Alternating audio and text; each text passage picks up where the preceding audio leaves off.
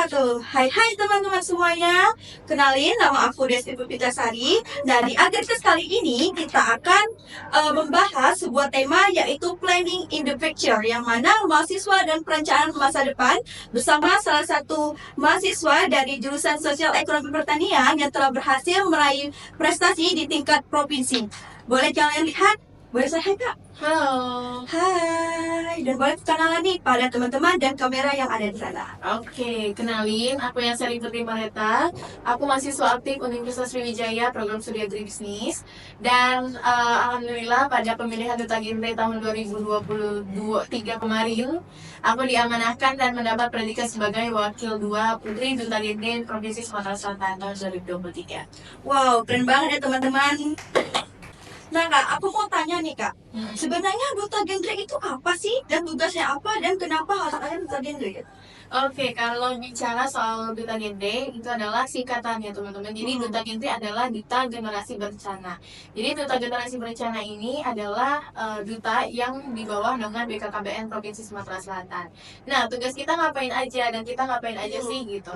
Jadi kita sebagai brand ambassadornya BKKBN Provinsi Sumatera Selatan itu ikut menjalankan program kerja yang ada di BKKBN Provinsi Sumatera Selatan ke masyarakat, terutama ke remaja, agar si remaja tersebut atau masyarakat yang kita raih gitu ya dapat mengetahui bagaimana sih cara membangun kehidupan berkeluarga yang terencana gitu. Oke nih Kak, aku mau tanya nih, sebenarnya kegiatan dari Duta Genre itu apa sih sekarang? Dan kesibukan kakak itu apa? Kalau ditanya soal kegiatan yang sekarang lagi kami jalanin gitu ya, kalau lagi dijalanin sekarang itu tergabung ke dalam kepanitiaan Pildugen tahun 2024 ini. Dan aku tergabung ke dalam divisi humas kebetulan. Dan ditanya program kerja dari Duta Genre itu sendiri ya, program kerja dari Duta Genre itu sendiri, kita kemarin ada Jambore Ajang Kreativitas, di mana 17 kabupaten kota yang ada di Sumatera Selatan itu ikut serta dalam lomba yang kita adakan gitu. Kemudian juga ada Gencar atau Genre Charity, di mana udah kita laksanain juga pada bulan 3 di bulan puasa. Selain itu kita juga melakukan sosialisasi ke masyarakat ke 17 kabupaten kota. Dan selain itu juga kita tergabung ke dalam PIKR atau Pusat Informasi Konseling Remaja, kitanya sebagai konselor sebaya dan pendidik sebaya gitu. Jadi banyak banget kegiatan yang kita lakukan. Oke, apalagi untuk tahun ini ada rekrutmen baru ya Kak ya untuk 2024. Iya, untuk kepanitiaannya sendiri udah terbentuk. Untuk kegiatan progresnya udah sebagian kita jalanin, tinggal kita nanti buka open registrasi dan mengenai info-infonya nanti kita akan di Instagram Lugen Sumsel gitu. Oke. Mungkin boleh nih ya. Aku mau tanya nih Kak, apa sih motivasi terbesar kakak pengen banget gitu masuk ke Duta Genre ini? Kayak motivasi aku kakak itu apa? Oke, kalau ditanya soal motivasi sebenarnya, aku tahu Duta Genre ini sendiri lewat Instagram sebenarnya. Lewat Instagram, Sosial media berarti? Iya benar, sosial media, Instagram, Genre Sumsel dan Lugan Sumsel. Kemudian juga teman-teman sekitar aku serta orang-orang sekitar aku juga tergabung ke dalam PIKR maupun juga Duta Genre. Jadinya melihat kegiatan-kegiatan yang dilakukan itu positif semua, terjun langsung ke masyarakat, kegiatan sosialnya itu juga berimpact besar ke dia gitu. Jadi aku tertarik untuk ikut, dan kenapa enggak selagi kita masih punya semangat dan keterampilan yang bisa kita kembangkan gitu. Iya, apalagi benefitnya banyak banget Kak ya. Betul banget. Oke nih Kak, aku mau tanya nih. Saran untuk menjadi duta genre itu apa? Apakah ada mesti harus punya pengalaman yang bagus atau punya pengalaman tertentu gitu kayak punya public speaking yang bagus? Oke, kalau ditanya soal skill tertentu Skill tertentu. atau apa yang harus kita persiapkan gitu, tentunya kita harus bisa terbuka kepada masyarakat, karena ketika kita sudah tergabung ke dalam Duta Genre itu lingkupnya bukan hanya teman-teman sekitar aja, tapi juga masyarakat yang ada di 17 kabupaten kota se-Sumatera Selatan. Nah, kalau soal life skill atau soft skill tadi itu penting, wajib hukumnya gitu ya punya skill public speaking. Karena kenapa? Balik lagi kepada yang aku bilang tadi, kalau kita sudah terjun ke masyarakat, apa yang bakal kita sampaikan tentang materi-materi yang ada di BKKBN itu penting banget untuk kita punya skill yang namanya public speaking gitu.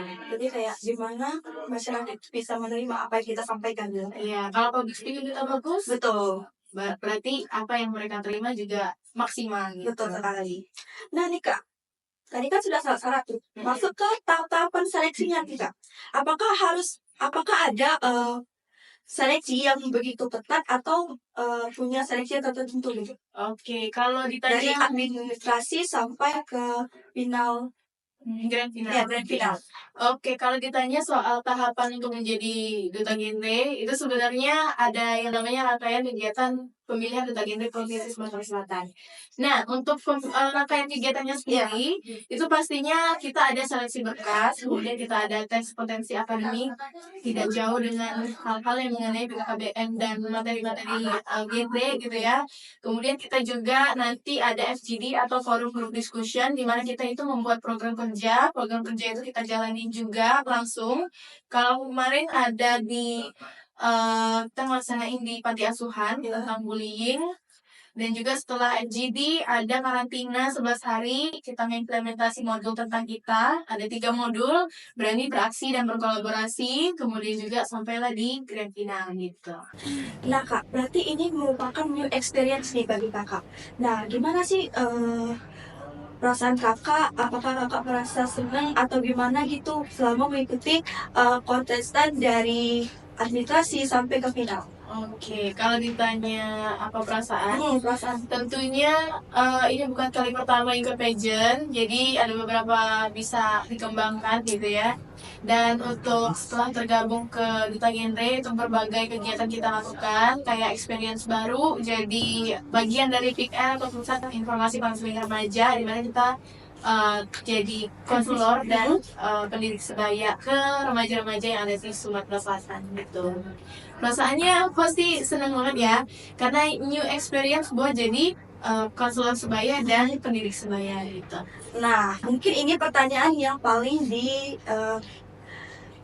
ditanya-tanyakan nih sama teman-teman. Apa sih privilege sebagai seorang duta genre? Oke, kalau ditanya privilege atau keuntungan benefit yang kita dapatkan, itu selain kita sosialisasi ke masyarakat itu dapat diantusias dan diterima baik oleh masyarakat sekitar kabupaten kota yang ada di Sumatera Selatan, karena kita kan bagian dari program pemerintah, jadi kita disambut baik sama masyarakat yang ada di Sumatera Selatan. Kemudian kita juga bisa ketemu langsung dan berinteraksi sama pemerintah, lembaga-lembaga pemerintah atau petinggi-petinggi yang ada di Sumatera Selatan. Kalau kemarin ada kegiatan, kita bisa ketemu langsung sama istrinya gubernur gitu ya, Ibu Febri. Kemudian juga kita ketemu langsung sama kepala BKKBN provinsi dan kepala BKKBN nasional gitu. Iya, berarti itu merupakan suatu kesempatan yang sangat luar biasa ya Kak ya. Apalagi bukan sembarangan ataupun banyak orang yang dapat hal tersebut. Mungkin ini pertanyaan terakhir nih Kak. Apa sih tips dan juga trik kepada teman-teman yang ingin atau mau mengikuti ajang Duta Genre tahun ini Kak? Kalau tips and trick, kalian jangan takut untuk memulai. Tipsnya itu karena ya betul banget. Yang pertama, jangan takut untuk memulai karena segala sesuatu itu datangnya dari keberanian diri dan sendiri. Benar banget. Dan yang kedua adalah kalau kalian punya skill, kenapa nggak disalurkan? Betul ya. Kenapa nggak dikembangkan melalui Duta Genre ini sendiri? Kalau kalian misalnya punya skill public speaking, tampil depan orang bagus, kemudian juga rapi, bersih, kenapa nggak coba di berbagai kegiatan positif, salah satunya daftar di Duta Genre gitu. Selain itu juga banyak materi-materi yang tentunya relate sama kehidupan kita sehari-hari, kayak gitu misalnya ya, kayak pola hidup bersih dan sehat. Kemudian juga ada yang namanya kita usia ideal menikah, kemudian kita juga ada 10 dimensi kesiapan berkeluarga, kemudian juga ada 8 fungsi keluarga, perbedaan gender dan jenis kelamin, kemudian kita juga ada edukasi mengenai gizi dan anemia gitu. Jadi gak jauh beda sama yang kita jalani sehari-hari. Nah, maka dari itu enaknya gabung sama Duta Genre itu sendiri, kita jadi bisa menerapkan pola hidup bersih dan sehat gitu, 4 pilar gizi seimbang, kita bisa menerapkan THBS, kemudian kita mengkonsumsi makanan pangan, penting banget ya teman-teman. Kemudian juga kita bisa menimbang berat badan kita secara teratur. Dengan begitu kita bisa mengetahui nih apa yang kurang dari diri kita gitu. Dan yang terakhir itu adalah kita bisa melakukan aktivitas fisik. Aktivitas fisik itu bukan hanya olahraga, tapi juga dengan kita melakukan kegiatan-kegiatan yang bisa melatih pergerakan badan kita gitu. Dan begitu kita bisa menghindarkan mager kita bisa menghindarkan yang namanya penyakit-penyakit yang mungkin bisa beresiko di dalam diri kita karena perilaku hidup bersih dan sehat kita itu benar-benar kita lakukan gitu. Oke guys, jadi apa yang disampaikan oleh Kak Marita tadi sangat bermanfaat bagi kita semua. Dan bagi teman-teman nih yang masih ragu, yang masih bimbang untuk mengikuti ajang Duta Genre tahun ini, ayo buruan daftar, jangan ragu dan jangan bimbang. Jadi Kak, untuk sesi kali ini kita ada berupa games, yaitu mitos atau fakta nih Kak. Jadi kalau aku menyebutkan soalnya, nanti Kak Marita boleh jawab fakta dan juga boleh menjawab mitos berdasarkan alasannya. Oke. Oke? Pertanyaan pertama, mitos atau fakta? Menjadi seorang duta genre harus good looking. Oke, fakta. Kenapa fakta ya? Iya, ada beberapa faktor ya. Sebenarnya ada dua jenis good looking. Ada fisik, cantik atau ganteng, dan secara penampilan. Kalau secara fisik, nggak terlalu kita hiraukan karena setiap manusia itu setelah diciptakan murni oleh Tuhan Yang Maha Esa. Jadi mau ganteng mau cantik kamu ya nggak apa-apa gitu, nggak masalah gitu. Iya, kalau misalnya untuk penampilan kalian wajib banget hukumnya untuk bersih, wangi dan rapi gitu. Oke. Mitos atau fakta? Menjadi seorang duta genre harus pintar bahasa asing nih Kak. Terutama bahasa Inggris. Oke. Kalau bahasa asing, terutama bahasa Inggris, fakta sih. Karena beberapa kegiatan kita pernah di sekolah internasional, jadi ada beberapa bahasa yang perlu kita kembangkan, terutama bahasa Inggris gitu ya, mengingat sekolah ini sekolah internasional gitu. Tapi kalau kalian misalnya nggak terlalu bisa di bahasa Inggris, nggak apa-apa gitu. Bagian masyarakat juga banyak yang menggunakan bahasa daerah atau bahasa pemerintah, bahasa Indonesia gitu ya. Ya, tapi intinya harus mengerti lah sedikit-sedikit ya Kak ya. Kalau misalnya bisa bahasa Inggris itu merupakan poin plus. Poin bisa juga nggak apa-apa. Oke ya guys ya. Lalu mitos atau fakta nih? Menjadi seorang duta genre itu harus pintar public speaking. Apalagi mengingat Kak Marita sendiri kan sudah lama tuh terjun di dunia MC dan juga moderator. Oke, kalau bisa public speaking fakta. Wajib hukumnya ya teman-teman yang mau join atau misalnya mau menjadi duta genre itu wajib hukumnya bisa public speaking. Tapi public speaking itu bisa diasah ya teman-teman. Kalau misalnya teman-teman mau itu mulai dari hal terkecil, mungkin kalian ikut di berbagai organisasi, mulai dari ngomong sama teman-teman itu melatih public speaking juga. Jadi wajib hukumnya ke masyarakat pun bisa public speaking. Ya intinya kita harus banyak belajar ya Kak ya. Betul banget. Oke, untuk mitos atau fakta nih, kalau mengikuti Duta Genre banyak teman dan banyak sekali relasinya nih Kak. Fakta, karena kita ada Jambore, ajang kreativitas nasional yang perwakilan dari pemenang kita nomor 1 gitu ya, pemenang. Aku mau tanya Kak, Jambore itu apa ya Kak? Jambore itu kayak kegiatan atau ajang yang dilakukan oleh BKKBN nasional dan juga provinsi untuk nanti kita melakukan perlombaan secara bersama-sama. Jadi di ajang kreativitas nasional ini atau Jambore ini kita melakukan kegiatan perlombaan gitu. Nah disitulah kita akan bakal ketemu sama teman-teman dari provinsi atau kota lainnya yang ada di seluruh Indonesia. nanti kita bisa belajar berbagai macam kebudayaan ataupun adat istiadat mereka gitu. Jadi dari sanalah kita bisa ketemu sama mereka. Oke, jadi intinya guys, kalau mengikuti Duta Gender kali ini bukan Duta Gender saja, berbagai duta-duta lainnya juga organisasi lainnya, selain mendapat teman dan mendapat juga sebuah relasi. Lalu yang terakhir nih Kak, mitos atau fakta nih, kalau jadi Dugan itu bisa jadi famous dan banyak uangnya nih. Oke, itu adalah fakta. Karena ada beberapa kegiatan memang kita didanai oleh pemerintah.